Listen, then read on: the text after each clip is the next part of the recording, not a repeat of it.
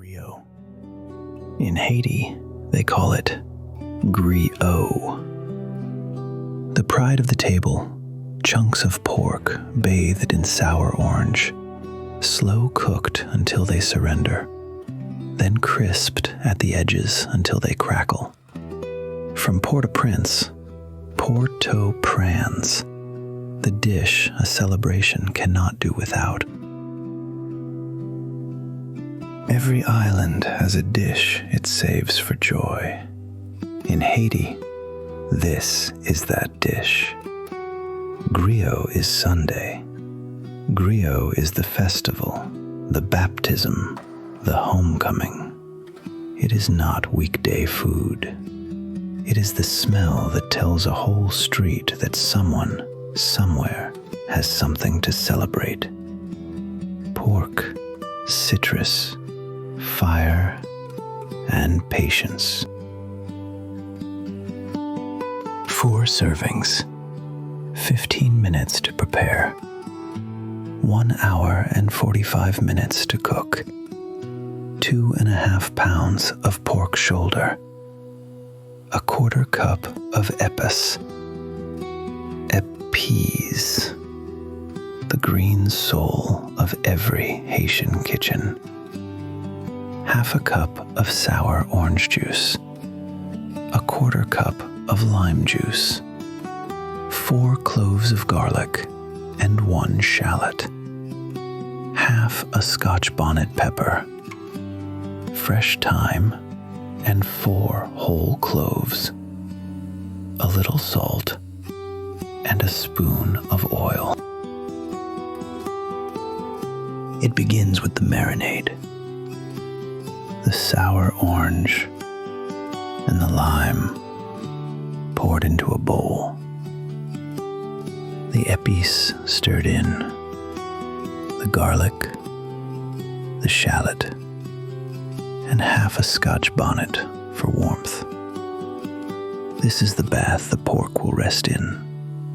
Sharp, green, alive with citrus. In Haiti, no meat meets the heat before it has met the epis first.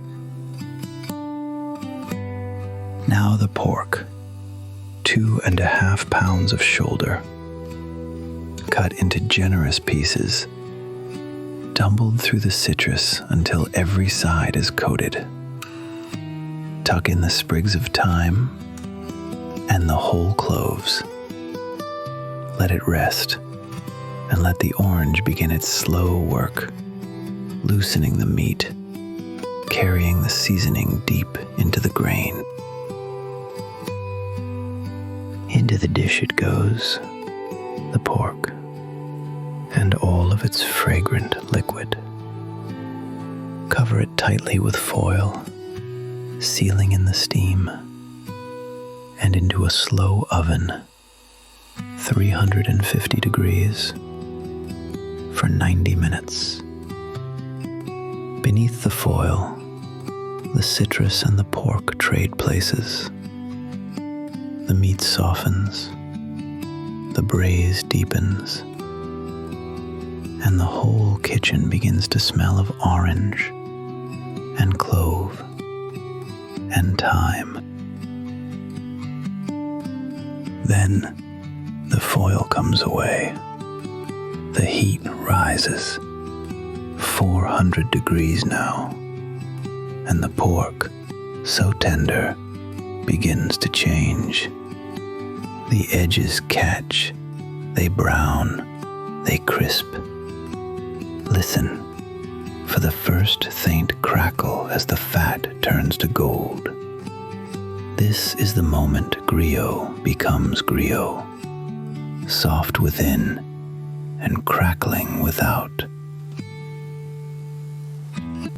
And beside it, always, the Pikliz. Pikliz. Cabbage and carrot and Scotch bonnet, pickled sharp in lime and vinegar, waiting cold in a jar. Fiery, bright. It is not a garnish. It is the answer to the richness, the cool, clean heat that makes you reach for one more piece. When the edges are crisp and dark gold, scatter the parsley over the top. This is griot, served with the Pikliz, with rice and red beans, or with fried plantain, pressed flat and golden, eaten with the hands, and with the fingers, and with great, unhurried joy. To understand griot, you must understand Haiti. In 1804, the enslaved people of this island did what no others had done. They won their freedom by their own hand and founded the first free black republic in the world. Every dish that came after carries a little of that defiance. Griot, most of all.